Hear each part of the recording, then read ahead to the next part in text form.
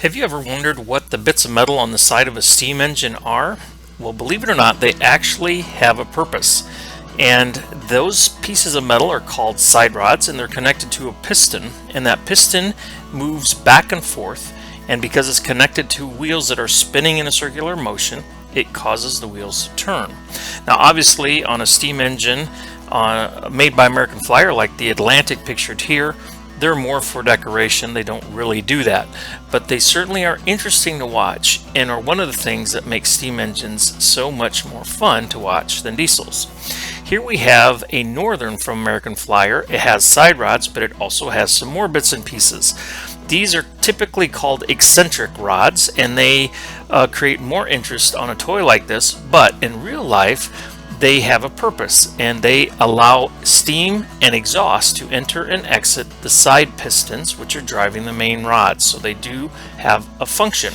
The concentric is also connected to some different levers that allow the reverse of the steam admitted to the main cylinders, so the engine can go in forward reverse. It also allows the engineer to adjust how much steam is admitted, so it acts a bit like a transmission, where the engineer can allow more steam when an engine is starting and less steam once it's going, which then increases the engine's efficiency.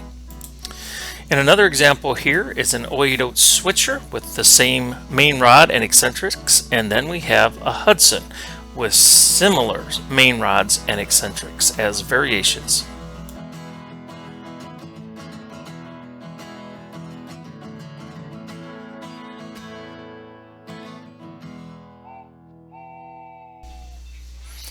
Before us is a live miniature steam engine, and I thought this might be helpful to understand a little bit more about why there are the different types of metal on the sides of a steam engine and the real-world application. In this particular case, we have a single steam cylinder. So this is a little different than the real-world steam engines because there's only one. But we have a pipe on top that comes down into the steam cylinder, and there's a piston that goes and gets pushed first one way and the other way, back and forth, and as that happens it pushes and pulls on the drive rod. This drive rod then is connected to a flywheel by a crank, and this causes a circular motion to happen. While this is going on, there's a second rod behind the primary main rod that directs the steam in the steam chest to either side of the main piston. And this slide valve allows pressure to come into one side of the piston while allowing exhaust to go out of the other side of the piston. And so it moves back and forth contrary in motion to the main piston, constantly allowing inputs and outlets of steam.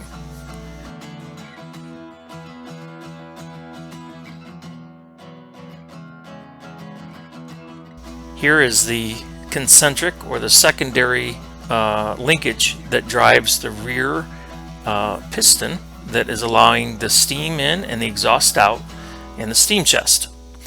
And on a real steam engine, there's something called a cutoff, which actually adjusts the travel of this secondary piston, and as a train gets underway you can adjust that so that it more efficiently uses steam. In this particular example, while there is an ability to do a slight amount of cutoff, really all this does is allow for a change in direction, so it goes first forward and then reverse by the moving of that red lever, and that then flips the direction that steam is allowed to enter the main piston and exhaust to exit. At the front of the steam chest, or furthest away from the flywheel, you can see there's a little tube, and that tube is connected to the exhaust coming out of the steam chest. And here we can see just the tip of that tube pointing up with a little bit of steam coming out and then some steam that's condensed. You can see little bits of water. And if this were a real steam engine, that particular exhaust would be routed up the chimney. And on steam engines you hear this powerful chuff, especially when they're first getting started, and that's due to the exhaust coming out of the cylinders as the wheels turn. Thanks so much for watching.